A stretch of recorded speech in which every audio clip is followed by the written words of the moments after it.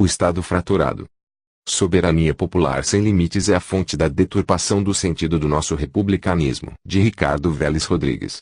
A obra de Denis Rosenfield, O Estado Fraturado, Reflexões sobre a Autoridade, a Democracia e a Violência. Rio de Janeiro. Top Books, 2018, é um balanço, feito à luz da filosofia política e da sociologia, do drama vivido pelo Estado brasileiro nas últimas décadas, notadamente ao longo do ciclo lulopetista, 2003 a 2016, que praticamente desmontou as instituições republicanas. A obra analisa este momento, abarcando as reformas que os estados europeus sofreram ao longo do século XX, centrando a atenção na saga que a social-democracia percorreu neste século. Em 3 capítulos: 1. Democracia e autoridade. 2. Autoridade estatal e retórica. 3. O positivismo e a política científica. E uma conclusão: a questão democrática. O autor desenvolve uma análise crítica e historiográfica que joga a luz sobre os atuais momentos de perplexidade que se abatem sobre a nação brasileira. É deveras dramática a situação de anomia vivida pelo Estado brasileiro após o ciclo lulopetista. Tal situação é assim caracterizada pelo autor. O resultado é evidente: a dissolução da autoridade pública e o enfraquecimento do Estado democrático de direito. Ou seja, em nome da democracia e dos direitos humanos, a própria democracia e os direitos humanos são pervertidos. O desmantelamento institucional patrocinado por Lula e o PT produziu efeitos perversos para a economia do país. Eis a forma em que, sem meias palavras, o autor denuncia o desmonte da economia nacional. Do ponto de vista econômico, o país sofreu um processo de intervenção estatal progressiva na seara econômica, sobretudo a partir da segunda metade do segundo mandato do presidente Lula. O Estado foi apresentado como um poder demiurgo capaz de qualquer realização, conquanto seus recursos fossem também apresentados como ilimitados.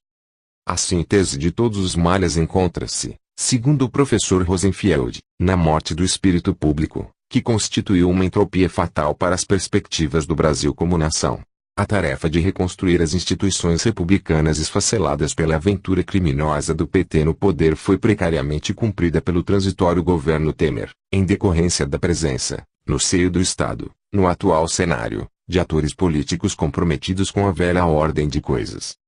Qual é a causa remota, situada na origem do Estado moderno, que, retomada na nossa tradição republicana, deu ensejo às atuais aventuras do populismo lulopetista, que se irmanam a outras desgraças vividas atualmente por povos latino-americanos, como o cubano, o venezuelano e o nicaragüense? Para o professor Rosenfield, o caminho errado tomado no Brasil pelo PT e coligados decorre de uma deformação da tradição social-democrata, que já tinha acontecido em alguns países europeus ao ensejo do esforço de reconstrução no segundo pós-guerra. A velha tradição liberal, que tinha animado aos social-democratas no início do século XX com as reformas comandadas na Alemanha por Eduard Bernstein, foi sendo em parte posta de lado, dando ensejo a um estatismo que crescia sobre os direitos individuais. De maneira semelhante, na tentativa em prol de garantir o bem-estar geral no seio do welfare state, os nossos socialistas consideraram que o caminho deveria ser o da hipertrofia do Estado. O estado de bem-estar social poderia avançar, com legitimidade, sobre a propriedade dos cidadãos mais abastados, na tentativa de criar uma nova classe média com os outrora marginalizados e pobres. O Estado inchado tinha legitimidade, em decorrência de os governantes petistas terem sido eleitos. O castilhismo, no Rio Grande do Sul, argumentava de forma parecida. Júlio de Castilhos defendia-se da acusação de ter se desviado do constitucionalismo adotado na Carta de 1891. Com o estatismo que tornou todos os poderes públicos reféns do executivo.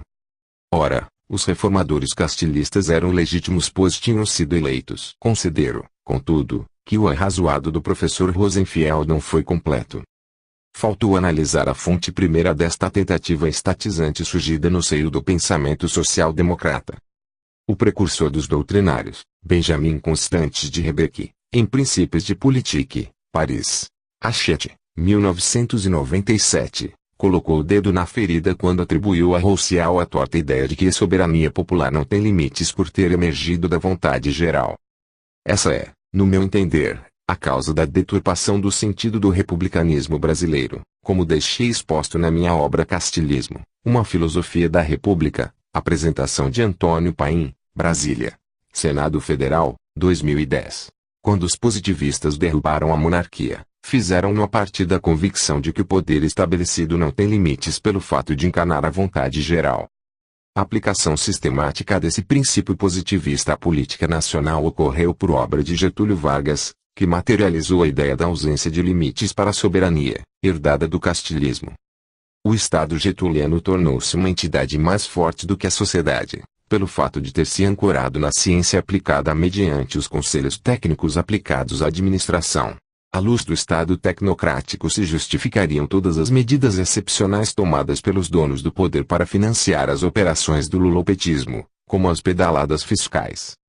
Isso explica, assim, de outro lado, a desfaçatez lulista que acha que não deve prestar contas a ninguém pelo fato de ter sido eleito.